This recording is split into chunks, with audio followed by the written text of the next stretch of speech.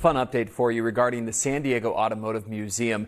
After months of really struggling because of the pandemic financially, they decided to raffle off a classic car. Ashley Matthews has the latest. A lot of the museums in Balboa Park have really been struggling through the pandemic, and that's no different for the San Diego Automotive Museum. Before the holidays, they were looking at more layoffs, and of course, no one wants to do that to their staff right before the holidays. So they had to get creative, and they had to do it quickly on how to raise some cash. So they looked in their showroom, they picked a car, and they raffled it off. Take a look. This is how it all worked. People bought raffle tickets, and one lucky person was the winner of this beautiful 1968 Dodge Corvette.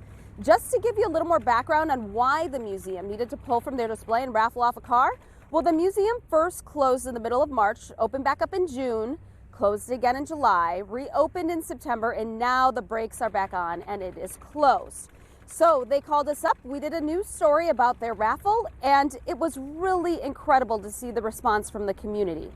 Oh my gosh, we raised $57,000 during this raffle, which really had, and that's 2 months payroll for us.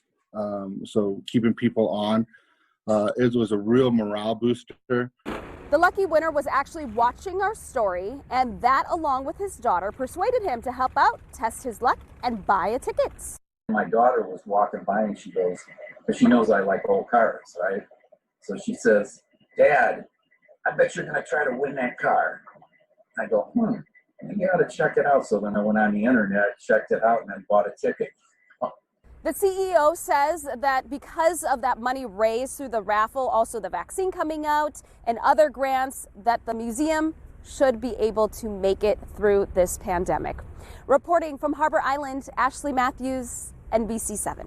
And get this, the winner James telling Ashley he has another classic car, a '59 Cadillac, that he's actually thinking about donating back to the museum. So a win-win.